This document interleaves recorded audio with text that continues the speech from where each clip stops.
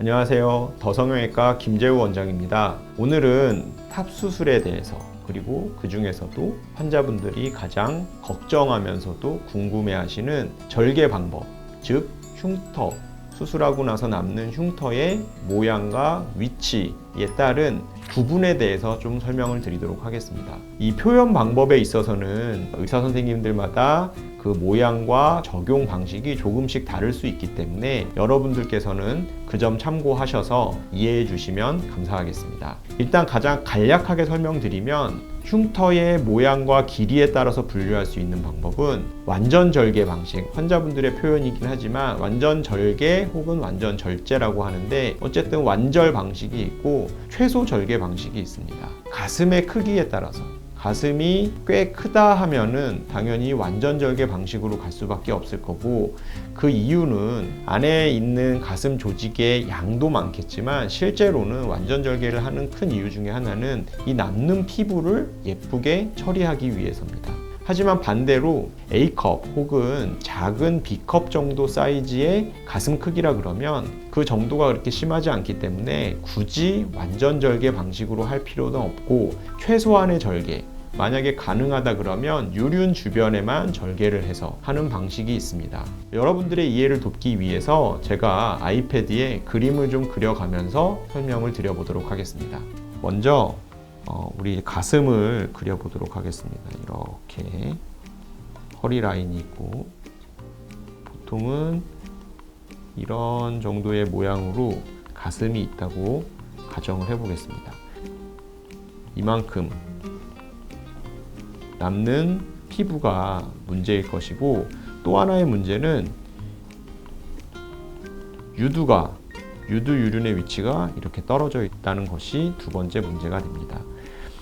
그래서 우리가 이제 원하는 것은 남성다운 가슴의 모양을 만드는 것인데, 남성다운 가슴이란 볼륨도 남성 정도의 볼륨이 돼야 되고요.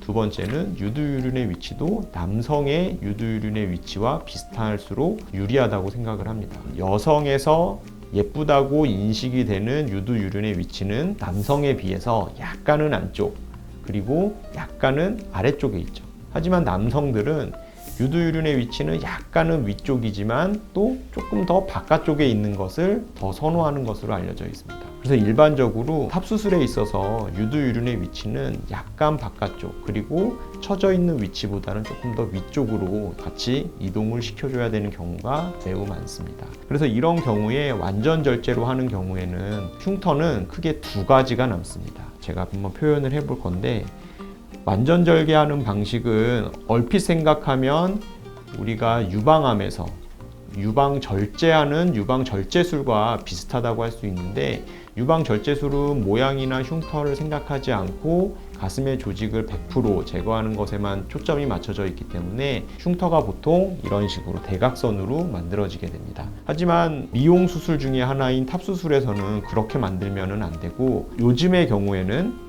남성의 가슴 라인, 즉 남성의 대흉근 라인과 비슷하게 흉터가 남도록 제가 그려본다 그러면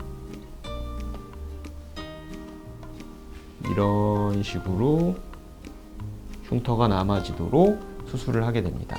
그리고 두 번째로 유두유륜이 지금 이렇게 밑에 쳐져 있는데 위쪽으로 이동을 시킬 때는 이런 위치로 이동하도록 하게 됩니다. 보시는 것처럼 유두유륜은 조금 더 바깥쪽, 그리고 이 밑에 생기는 절개 흉터, 그러니까 대흉근의 음영에서 한 2에서 3cm 정도 떨어지도록 남성들의 가슴의 모양을 연구한 논문들이 있거든요. 이러한 여러 논문들을 바탕으로 해서 가장 남성답고 이상적이라고 생각되는 위치에 자리 잡도록 이렇게 조정을 해서 유두유륜을 위치해 주게 됩니다. 그래서 대부분의 완전 절개 방식에서는 이런 식의 두 가지 흉터가 남게 되고, 이 밑에 쪽에 생기는